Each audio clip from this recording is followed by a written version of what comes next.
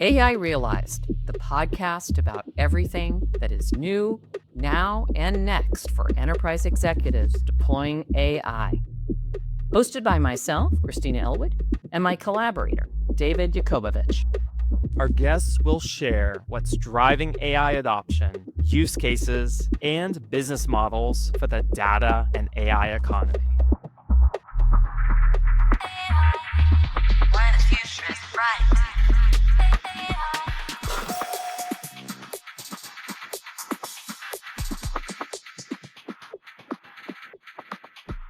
Welcome to AI Realized, the podcast for enterprise executives leading AI deployments. From tackling security, data, and operational challenges to navigating organizational transformation, AI deployment offers a unique opportunity to redesign organizations from the inside out. I'm Christina Elwood, your host for today's episode, and today we are talking with Staffan Truvé, the CTO of Recorded Future. Welcome to the show. Thank you. Thanks for having me. So I've been interested in learning more about this threat intelligence work that you're doing and understanding how AI is creating new risks associated with threat and how the pieces of the AI puzzle fit together in the cybersecurity stack. Can you help me with that? I should be able to do that. We've been in that business for the last 17 years, actually. So it's been a long story for us, actually, in using AI in several stages. And of course, as you say, today, not only to work with it on the positive side, but actually to figure out how to counter malicious use of AI. What got you interested in this area in the first place? If you go back a long time, I've been doing AI in one shape or form since the mid-80s. So I was old enough to have been writing some expert systems back in the mid-80s. Then I did a PhD in computer vision, which of course was very different in those days compared to modern day deep learning based image analysis.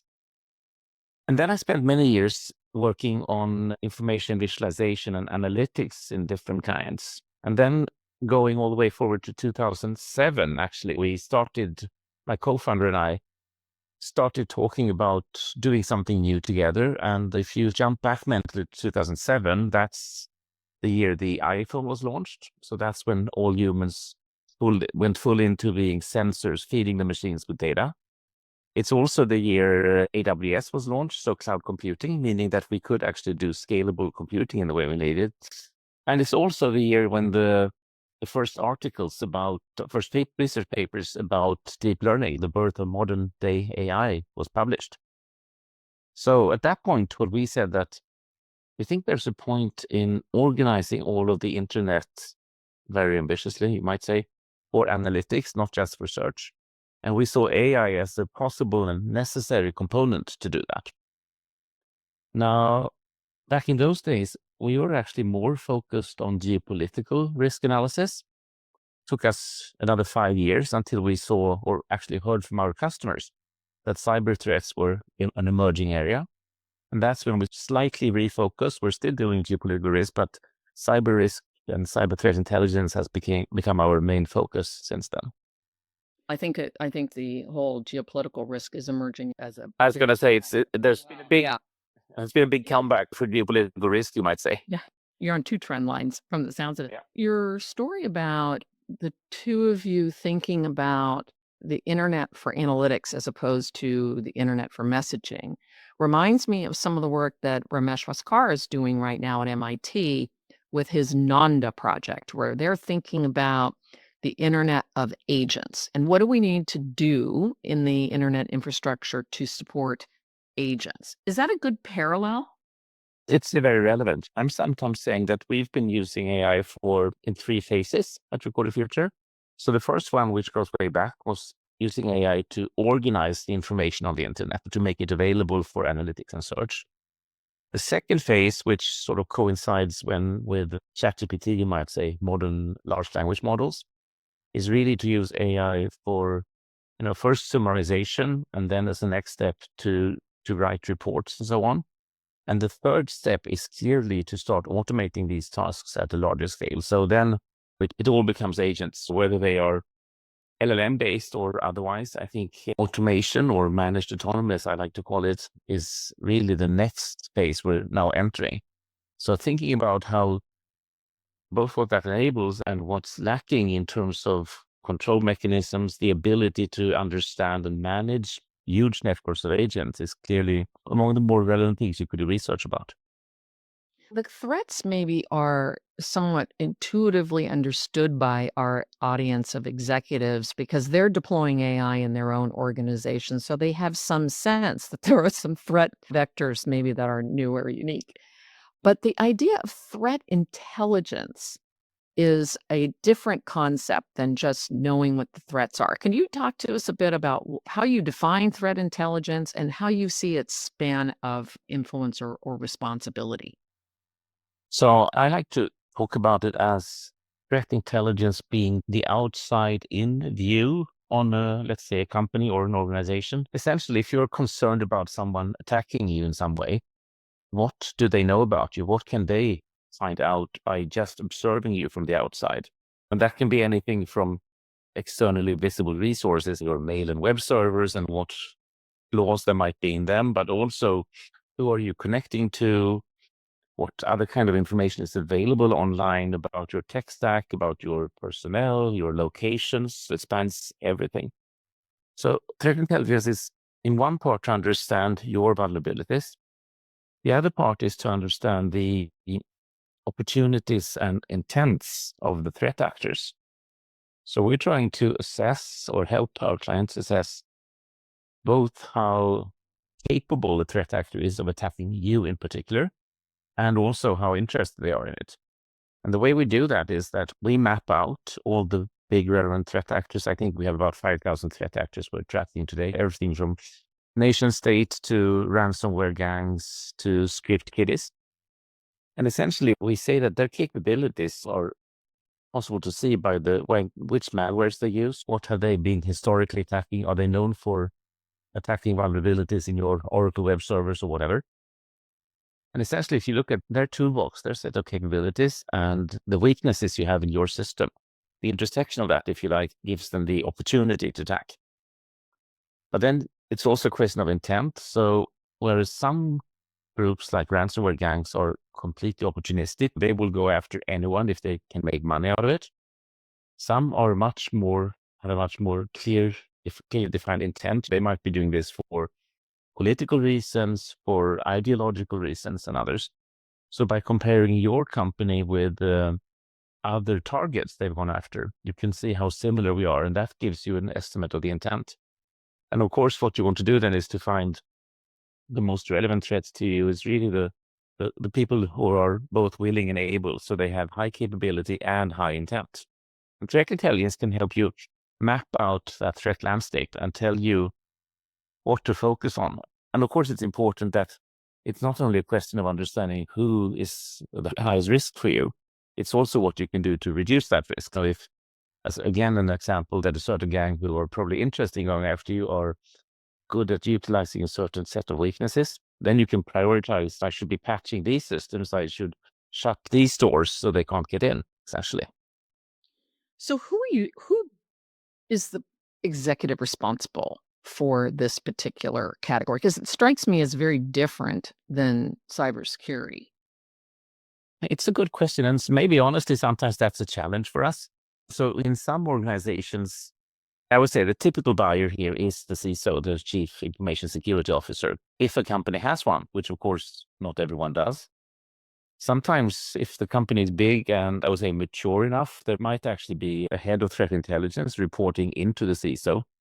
If you go to a mature organization, which could typically maybe be a bank, some government agencies, or an insurance company, they would probably have that function.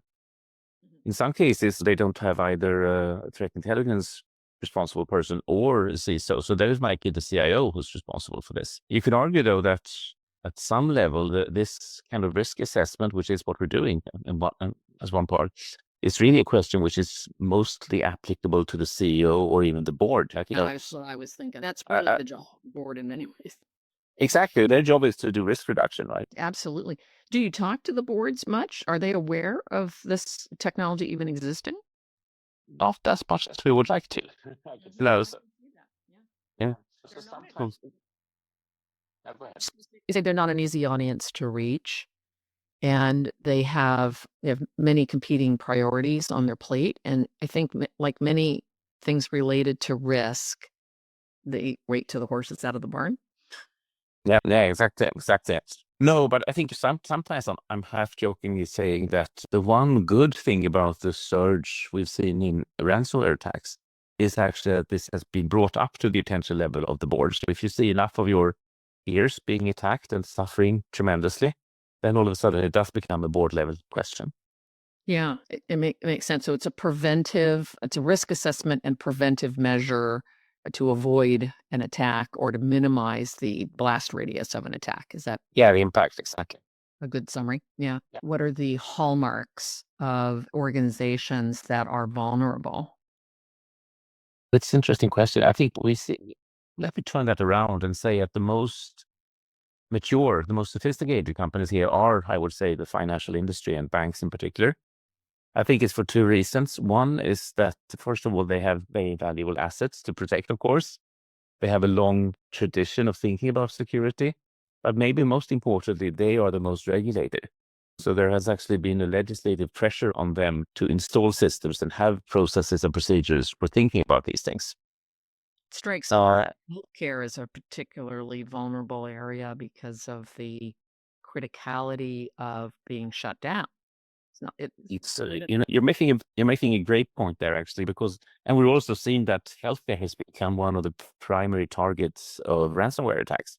Not only because of what you said, but also because, of course, they have highly sensitive data. And if you look at how the ransomware gangs work, the first generation, you could say, was they attacked your systems, they locked down your files, and you had to pay to have them unlocked. Now, as companies got better at protecting themselves by having backups so they could actually restart without paying ransom, the ransomware guys took this inventive step and added the second phase, which is when they steal your data and threaten to expose it publicly if you don't pay ransom. So they have a sort of two-stage approach. And in particular for healthcare, because of the sensitivity of the data, they are quite likely, unfortunately, to pay ransom to avoid having the patient data published, for example. Yeah, I can see that.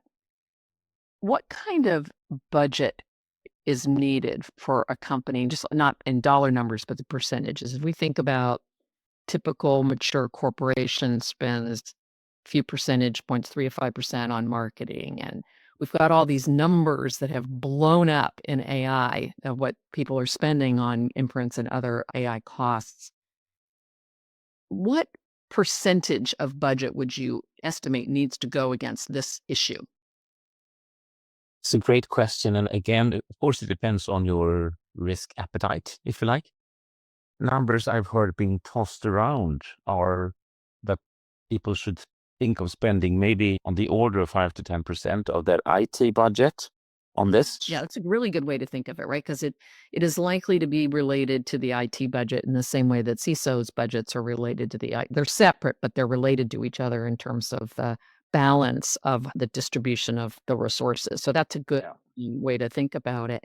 So for the executives who are not the CISO, but are deploying AI in their departments or helping to deploy it across multiple departments in their organizations, what can they do to address or reduce the risk associated with these threats as they think about designing their infrastructure or using the infrastructure and creating their systems? What can they do to lower the threat posture? Yeah, it's interesting. So when you look at threats to AI, there are two aspects of looking at this. We'll come back maybe later to the threats, how the threat actually using AI. But one aspect is, of course, to be very cautious, top of the line, I would say, to be cautious about what information you are sharing with external AI services.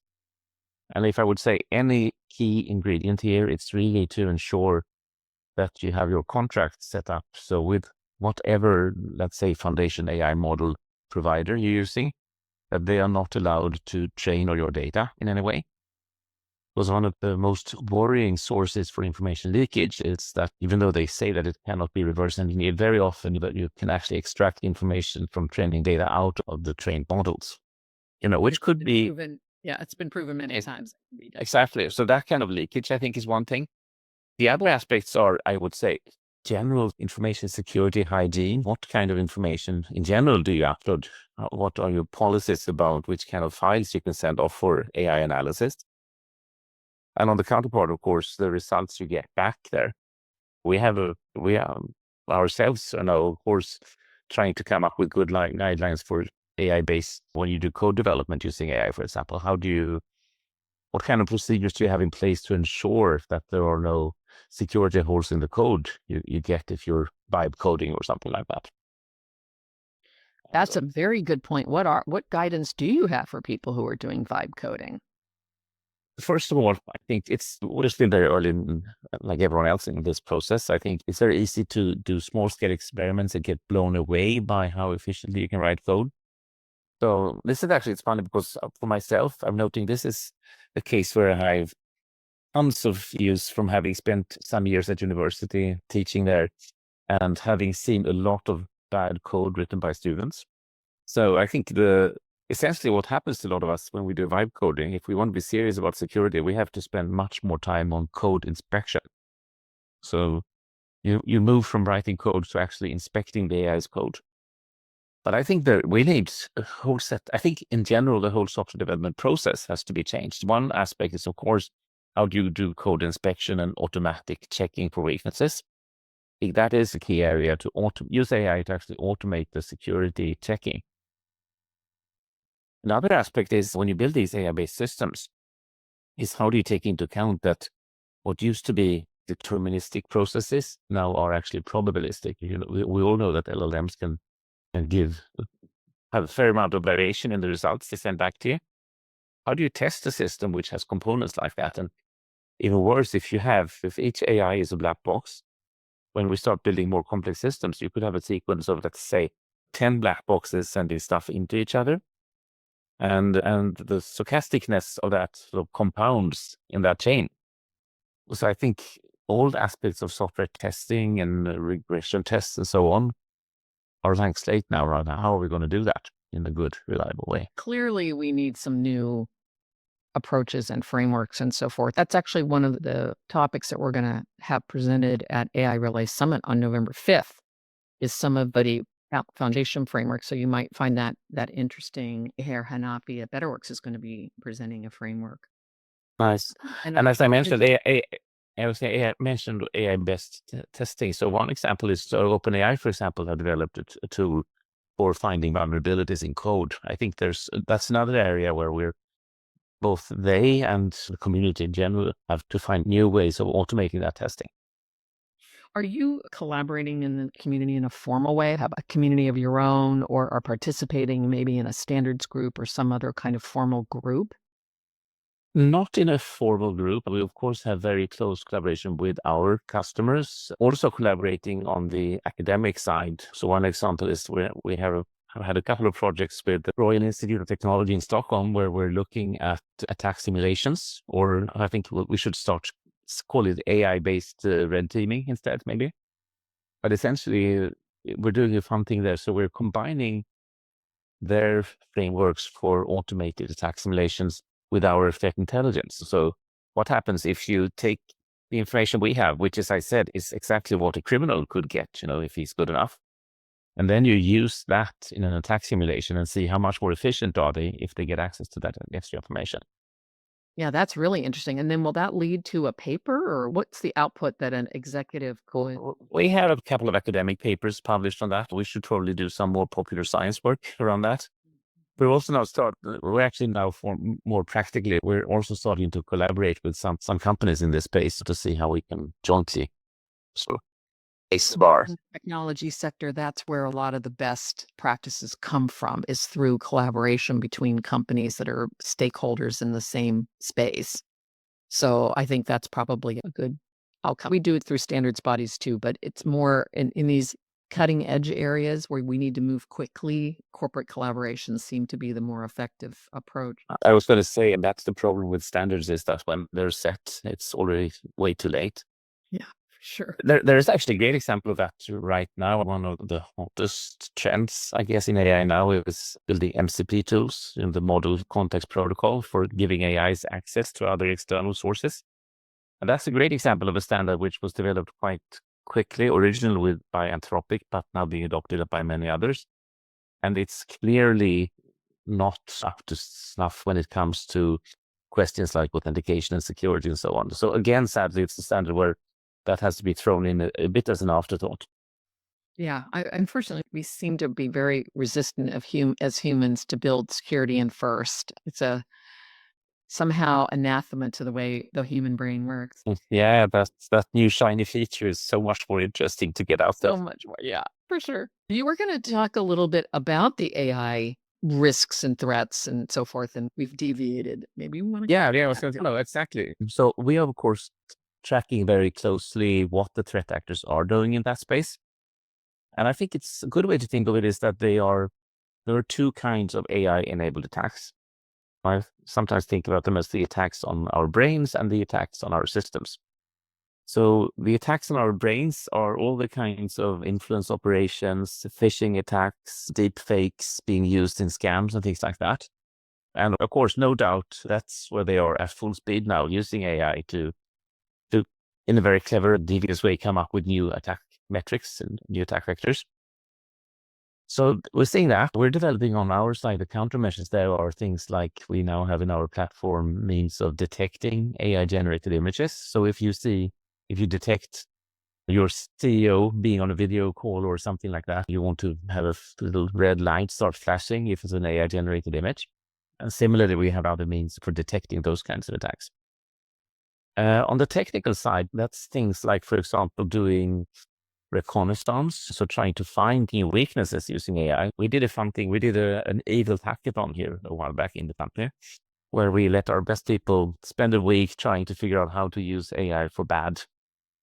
And one, I think, pretty intriguing example was some guys, they took essentially the brochures from a company. They had built a new fancy factory. And of course, they wanted to brag about it and posted pictures of it. And we just sent those pictures to an AI and asked it to identify what systems were visible in this. So this was a factory, so there was various kinds of control electronics in there. And it gave us a great listing. Here's the network controller. These are the things. Here's And of course, there's all the PLCs that are controlling the assembly line and hooks. Exactly. And then from there, it's easy to find what weaknesses are existing in those. Interesting. That's something we are Back to your computer vision days, right? Yeah, exactly.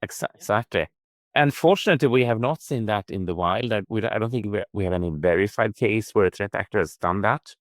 No, I told them, so now I had to rush. Yeah, I was going to say, you just caused the next problem. Yeah. The other aspect, which has been a very hot topic for a while in academic research, is really to have AI-generated malware. Malware which can adapt to its surroundings, which can be polymorphic, so it changes shape so that it becomes undetectable by classic malware detection or virus detection software. Again, there's some very good research on that, but we have not seen any validated cases where it has been used in the wild. It might be. Yeah. Would you think that would be detectable using behavioral methods? Like you can detect whether I'm really the person who logged in by looking at my biometrics and my historical patterns and so forth, that you say proper agents don't behave this way. This is an agent behaving in an anomalous fashion, so we're going to treat it as an actor. You do that in DNS, for example. We're looking to detect a nefarious attack on the net inside the perimeter as they look at what they're asking to access. And they can tell from all the other people who have ever been on their network using those resources, they can tell this one is doing something no one else has ever done or doing in a way that's really not normal. And they're able to then shut it down. Is that an approach that would be used for these type of agents? could be an approach, but it's an interesting arms race question, because of course the malicious bots will get better at imitating human behavior.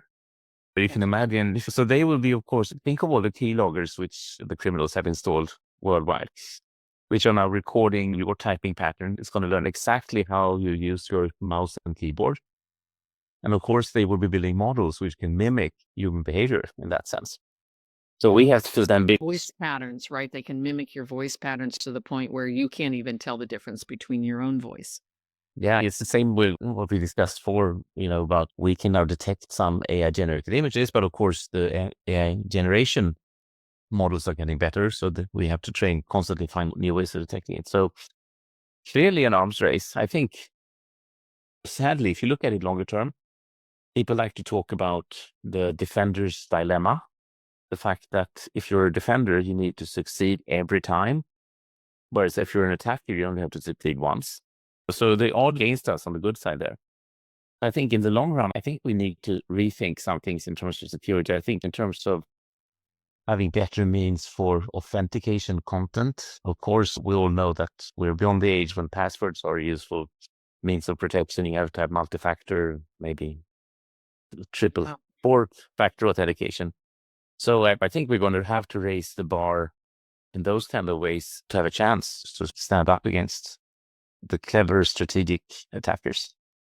What kind of timeline do you think we're on here? That today's threats that you're able to detect and help companies to thwart today, how long do you think it'll take before you're needing to take a different approach because of the morphing that's going on in the attacks or the vulnerabilities? We probably should be doing it right now, judging from how successful they are. No, I think it's quite urgent. I think figuring out the next generation of protection is very important. And I think my personal feeling is that the fact that the threat actors have not moved on to, let's call it the next generation of AI supported attacks, is that they are successful enough using today's methods. So they haven't been forced to do that, but the technology is, of course, available to them just as much as to us. So there's nothing else than motivation stopping them, really. As I think about agents, I see that as a whole new level of risk. Have you tried this new OpenAI Atlas browser, for example? I have. Scary piece of software. It's fascinating, scary when you use it, right? Of course, it's extremely handy in many ways. But thinking of the power which gets into that browser now that it sees every single thing you do. Again, back to the point about learning how to do. Just wait until there's a malicious version of that which gets spread around. That's going to know everything about you. Yeah, I agree. And in fact, it was interesting because I immediately recognized the vulnerability and started to ask what people were doing to try and isolate the vulnerability, and someone had suggested running it in a Docker.